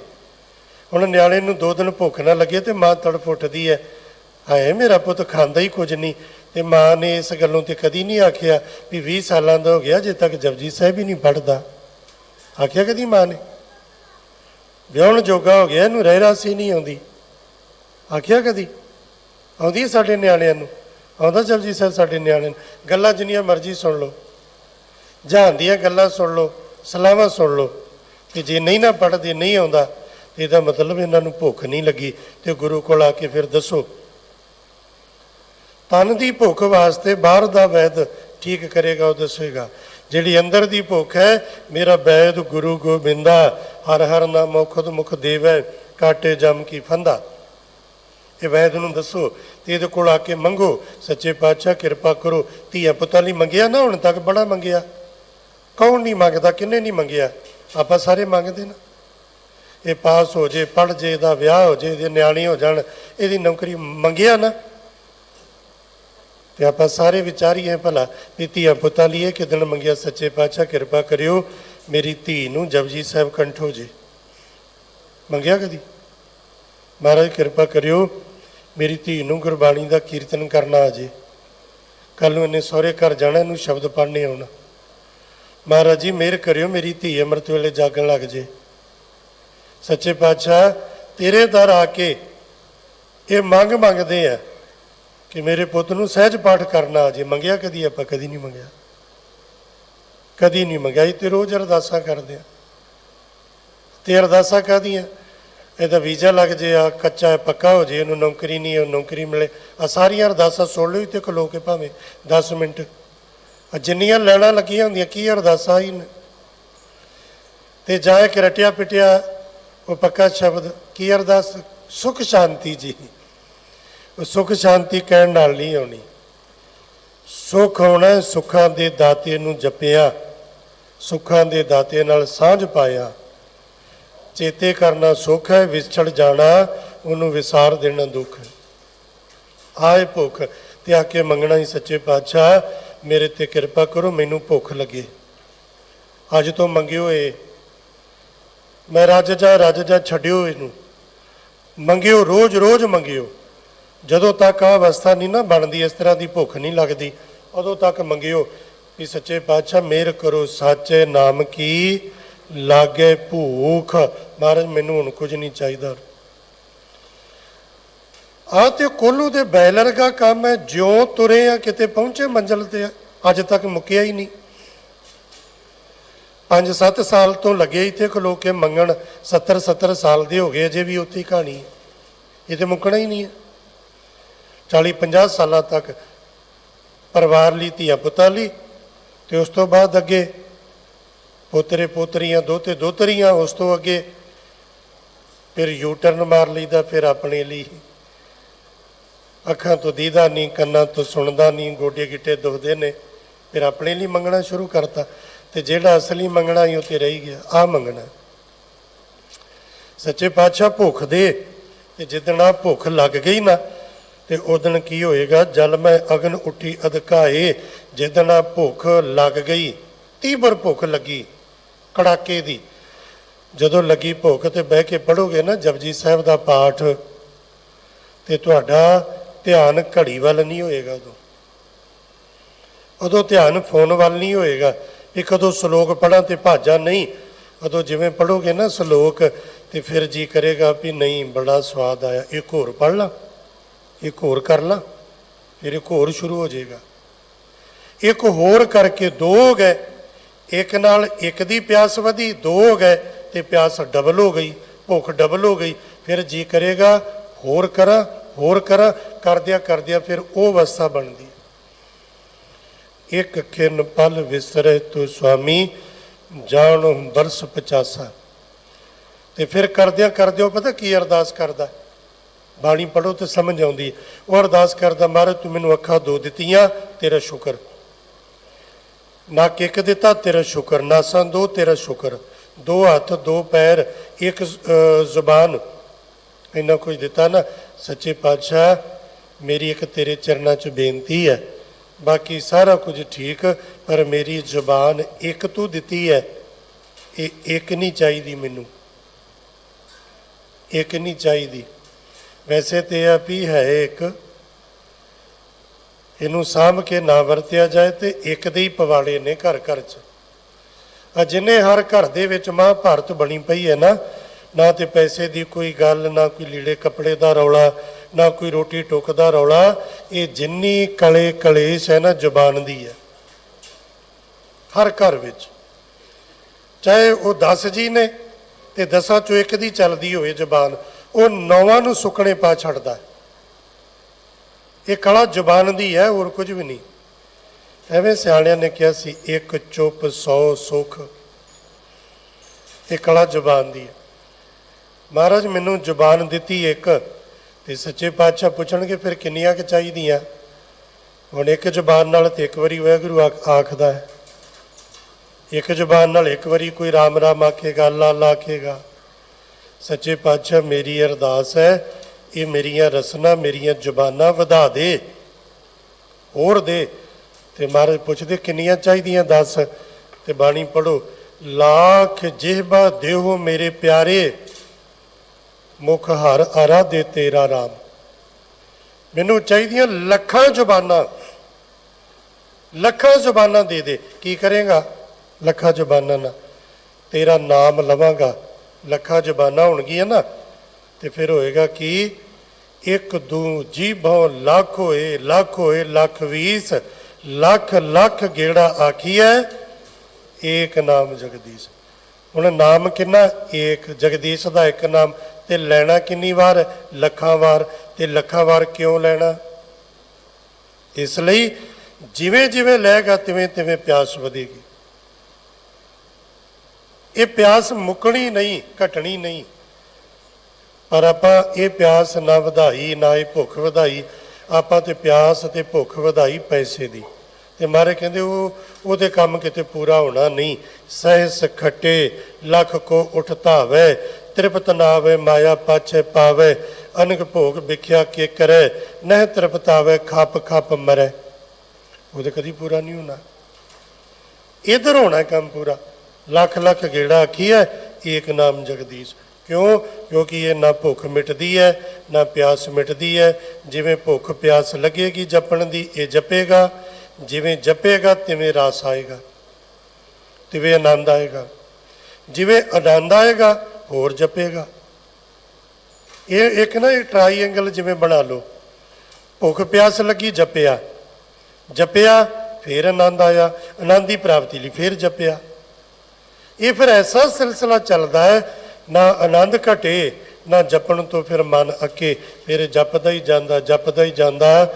ਇੰਨਾ ਰਸ ਆ ਜਾਂਦਾ, ਇੰਨਾ ਆਨੰਦ ਆ ਜਾਂਦਾ, ਇੰਨਾ ਜੁੜ ਜਾਂਦਾ ਹੈ ਵੀ ਸਿਰ ਤੇ ਆਰਾ ਚੱਲੇ ਤੇ ਜਪਜੀ ਸਾਹਿਬ ਨਹੀਂ ਭੁੱਲਦਾ, ਨਹੀਂ ਭੁੱਲਦਾ।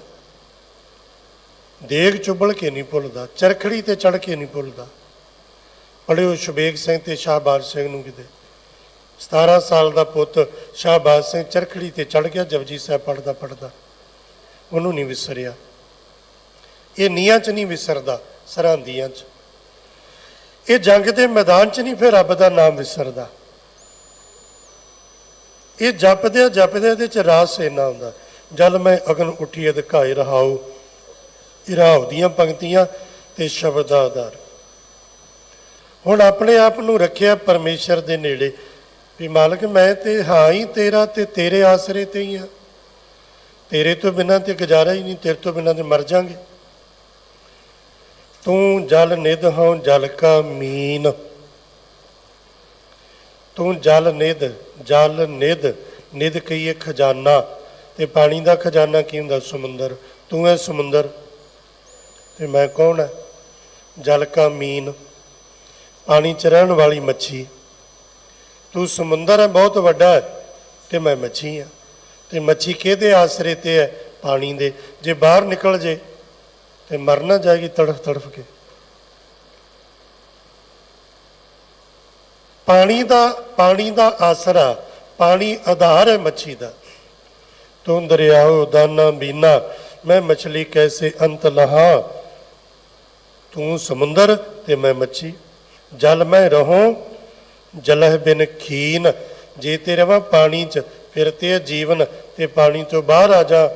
ਜਲਹ ਬਿਨ ਖੀਨ ਕਹੀਏ ਛੀਣ, ਮਾਨੇ ਨਿਰਬਲ ਕਮਜ਼ੋਰ ਹੋ ਜਾਏ ਤੇ ਮੱਛੀ ਮਰ ਜਾਏ ਪਾਣੀ ਤੋਂ ਬਿਨਾਂ। ਪਾਣੀ ਤੋਂ ਬਾਹਰ ਆ ਜਾਏ ਮੱਛੀ ਤੇ ਉਹਨੂੰ ਆਖੋ, ਭਾਈ ਗੁਰਦਾਸ ਜੀ ਨੇ ਕਿਹਾ ਨਾ, ਮੱਛੀ ਦੇ ਪਰਿਵਾਰ ਵਾਂਗ ਜੀਵਨ ਮਰਨ ਨਾ ਵਿਸਰੇ ਪਾਣੀ। ਮੱਛੀ ਨੂੰ ਫੜ ਕੇ ਪੁੱਛਿਓ ਵੀ ਤੂੰ ਪਾਣੀ 'ਚ ਰਹਿੰਦੀ ਹੈ, ਕਿਤੇ ਤਾਜ ਮਹਿਲ ਵੇਖਿਆ ਹੀ? ਆਖੇਗੀ ਨਹੀਂ, ਤੇ ਆ ਪਾਣੀ ਤੋਂ ਬਾਹਰ ਤੈਨੂੰ ਤਾਜ ਮਹਿਲ ਵਿਖਾ ਕੇ ਲਿਆਵਾਂ। ਪਾਣੀ ਤੋਂ ਬਾਹਰ ਕੱਢ ਕੇ ਉਹਨੂੰ ਪੁੱਛਿਓ ਵੀ ਤੂੰ ਸਵਿਟਜ਼ਰਲੈਂਡ ਵੇਖਿਆ ਹੀ? ਬੁਰਜ ਖਲੀਫਾ ਵੇਖਿਆ ਹੀ? ਲਾਲ ਕਿਲਾ ਵੇਖਿਆ ਦਿੱਲੀ ਦਾ? ਆਖੇਗੀ ਨਹੀਂ, ਤੇ ਤੁਸੀਂ ਆਖੋ ਵੀ ਆ ਤੈਨੂੰ ਦਿਖਾ ਕੇ ਲਿਆਵਾਂ।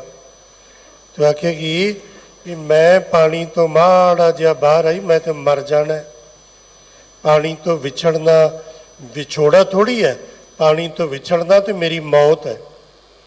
ਤੁਸੀਂ ਉਹਨੂੰ ਆਖੋ ਤੈਨੂੰ ਹੀਰਿਆਂ 'ਚ ਰੱਖਦੇ ਆ, ਤੈਨੂੰ ਮੋਤੀਆਂ 'ਚ ਰੱਖਦੇ ਆ, ਤੈਨੂੰ ਸੋਨੇ ਦੇ ਭਾਂਡੇ 'ਚ ਰੱਖਦੇ ਆ, ਤੇ ਉਹ ਆਖੇ ਕਿ ਹੀਰੇ ਮੋਤੀ ਨਹੀਂ ਚਾਹੀਦੇ, ਸੋਨਾ ਚਾਂਦੀ ਨਹੀਂ ਚਾਹੀਦਾ, ਕੁਝ ਨਹੀਂ ਚਾਹੀਦਾ, ਮੈਨੂੰ ਭਾਵੇਂ ਮੈਲਾ ਹੋਵੇ ਮਿੱਟੀ ਹੋਵੇ, ਮੈਨੂੰ ਪਾਣੀ ਚਾਹੀਦਾ, ਕਿਉਂਕਿ ਪਾਣੀ ਉਹਦਾ ਆਧਾਰ ਹੈ।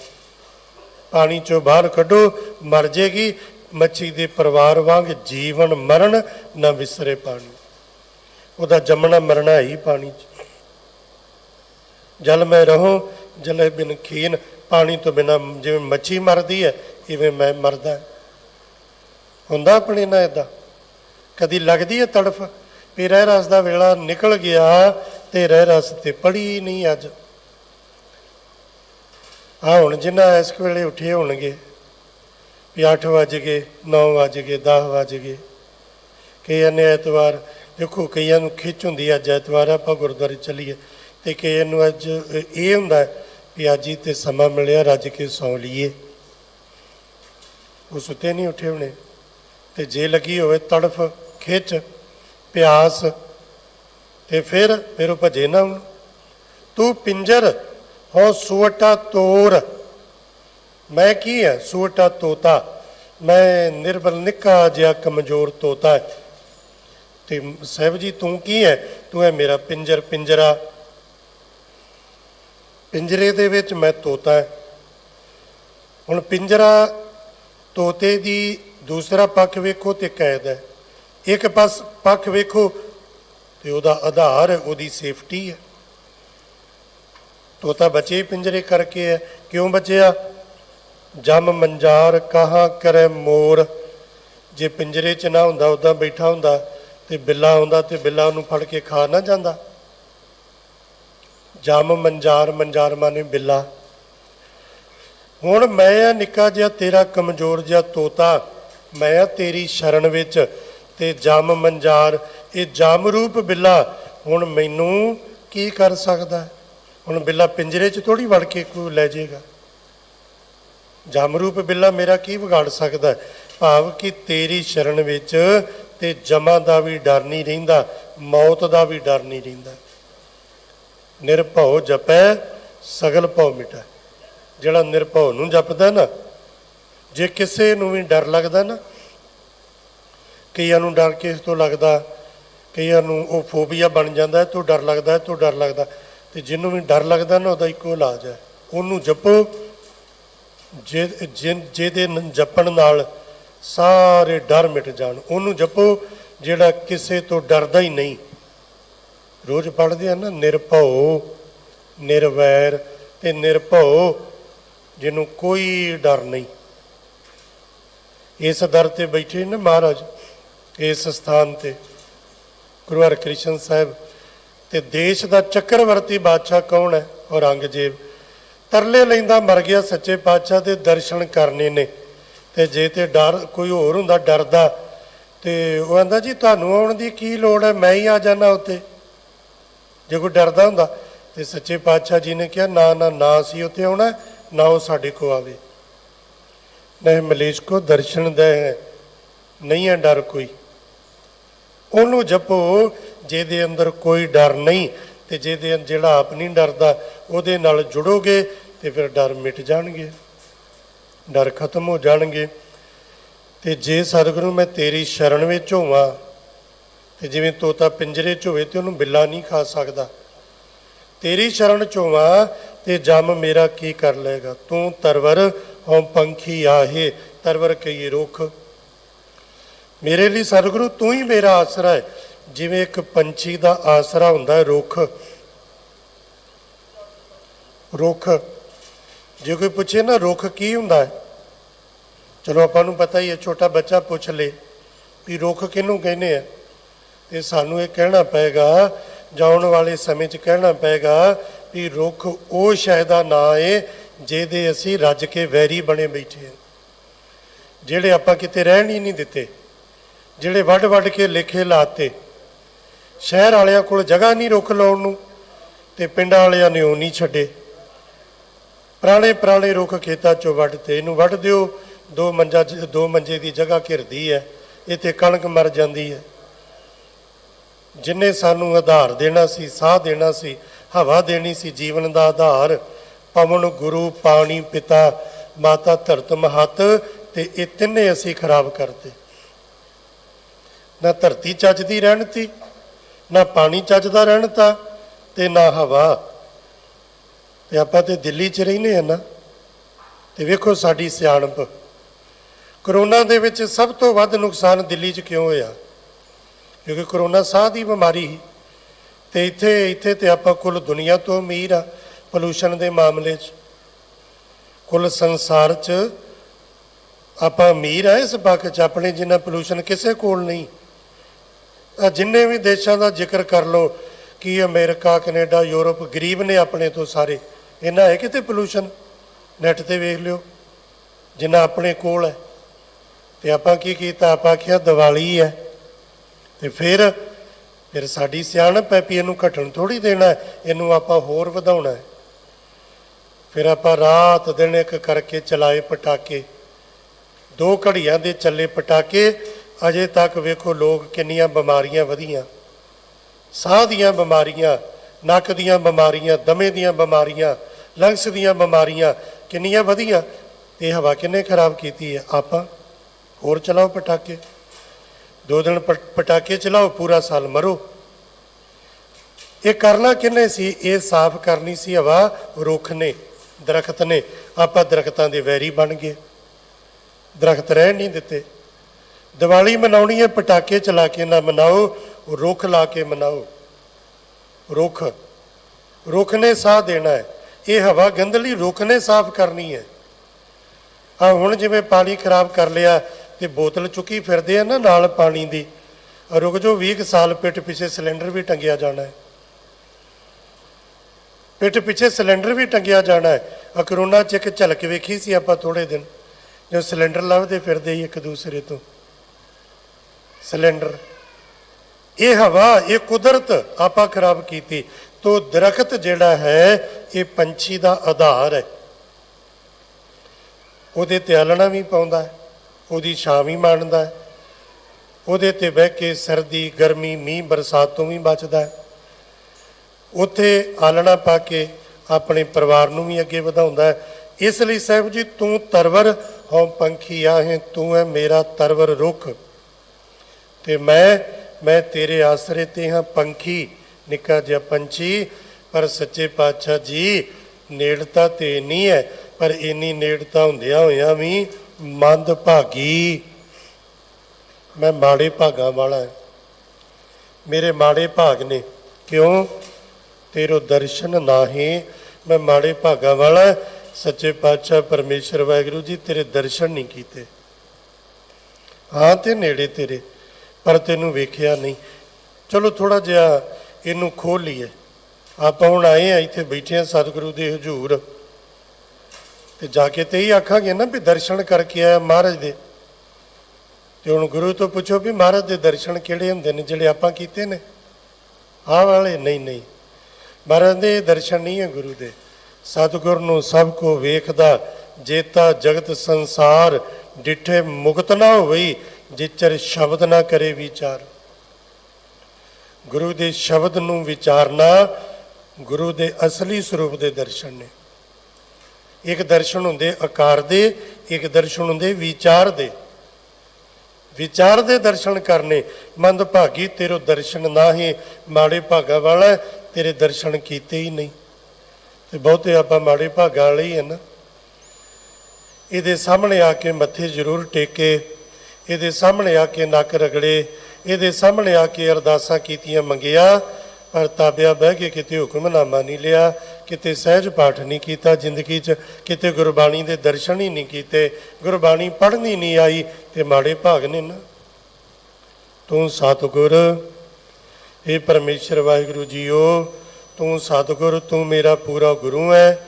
ਹਾਂ ਨੌ ਤਨ ਚੇਲਾ, ਤੇ ਮੈਂ ਤੇਰਾ ਨੌ ਤਨ। ਇਹ ਯੂਪੀ ਦਾ ਸ਼ਬਦ ਹੈ ਨੌ ਤਨ, ਨਵ ਸਿੱਖਿਆ ਨਵਾਂ।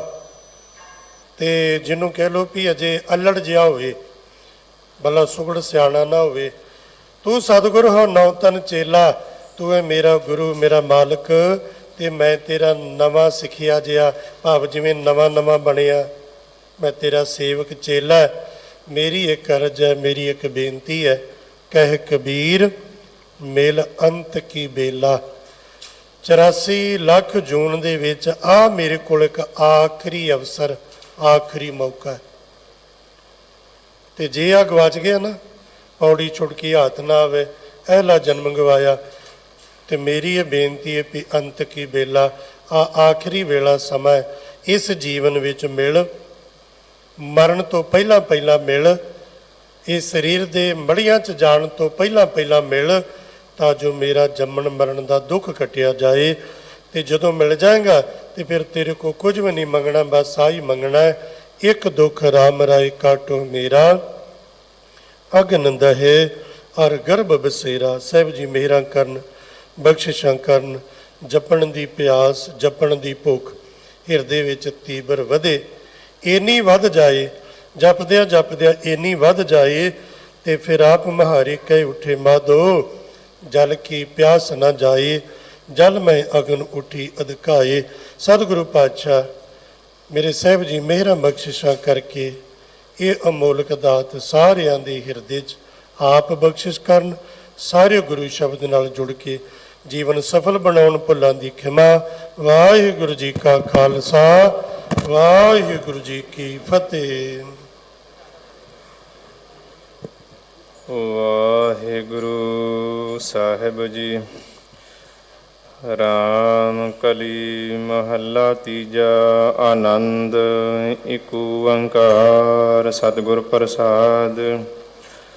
ਆਨੰਦ ਪਿਆ ਮੇਰੀ ਮਾਏ, ਸਤਿਗੁਰੂ ਮੈਂ ਪਾਇਆ।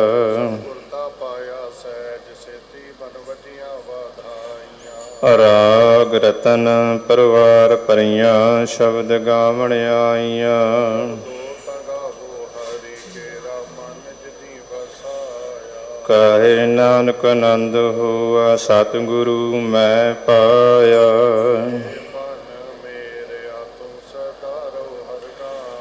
ਹਰ ਨਾਲ ਰਹੋ ਤੂੰ ਮਨ ਮੇਰੇ, ਦੁਖ ਸਭ ਵਿਸਾਰਨਾ।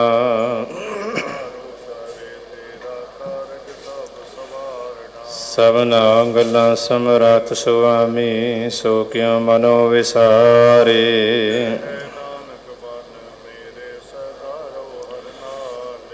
ਸਾਚੇ ਸਾਹਿਬਾ ਕਿਆ ਨਾਹੀ ਕਰਤੇ ਰਹਿ। ਤੇਰੇ ਸਭ ਕਿਛ ਹੈ ਜਿਸ ਦੇ ਸੋ ਪਾਵੇ। ਸਦਾ ਸਿਹਤ ਸਲਾਹ ਤੇਰੀ ਨਾਮ ਮਨ ਵਸਾਵੇ। ਆਪ ਜਿਨ ਕੈ ਮਨ ਵਸਿਆ ਬਾਜੇ ਸ਼ਬਦ ਕਨੇਰੇ। ਕਹੇ ਨਾਨਕ ਸੱਚੇ ਸਾਹਿਬ ਕਿਆ ਨਾਹੀ ਕਰਤੇ ਰਹਿ। ਸਾਚਾ ਨਾਮ ਮੇਰਾ ਆਧਾਰੂ। ਸਾਚ ਨਾਮ ਆਧਾਰ ਮੇਰਾ ਜਿਨ ਭੁੱਖਾਂ ਸਭ ਗਵਾਈਆਂ। ਕਰ ਸਾਤ ਸੁਖ ਮਨ ਆਏ ਵਸਿਆ ਜਿਨ ਈਸ਼ਾ ਸਭ ਪੁਜਾਈਆਂ। ਕੁਰਬਾਨ ਕੀਤਾ ਗੁਰੂ ਵਿਟੋਂ ਜਿਸ ਦੀਆਂ ਏ ਵਡਿਆਈਆਂ। ਕਹੇ ਨਾਨਕ ਸੁਣਹੁ ਸੰਤੋ ਸ਼ਬਦ ਧਰੋ ਪਿਆਰੋ। ਸਾਚਾ ਨਾਮ ਮੇਰਾ ਆਧਾਰੋ ਵਾਜੇ ਪੰਚ। ਤਿਤ ਘਰ ਸਭਾਗੈ ਘਰ ਸਭਾਗੈ ਸ਼ਬਦ ਵਾਜੇ ਕਲਾ ਜਿਤ ਘਰ ਧਾਰਿਆ। ਪੰਚ ਦੂਤ ਤੁਧ ਵਸ ਕੀਤੇ ਕਾਲ ਕੰਟੁਕ ਮਾਰਿਆ। ਕਰਮ ਪਾਇਆ ਸੁਖ ਜਿਨ ਕੋ ਸੇ ਨਾਮ ਹਰਿ ਕੈ ਲਾਗੇ। ਕਹੇ ਨਾਨਕ ਤਹਿ ਸੁਖ ਹੁਆ ਤਿਤ ਘਰ ਅਨਹਦ ਵਾਜੇ ਆਨੰਦ। ਸੁਨੋ ਵਡ ਭਾਗਿਓ ਸਗਲ ਮਨੋਰਥ ਪੂਰੇ। ਪਾਰ ਬ੍ਰਹਮ ਪ੍ਰਪਾਇਆ ਉਤਰੇ ਸਗਲ ਵਸੂਰੇ।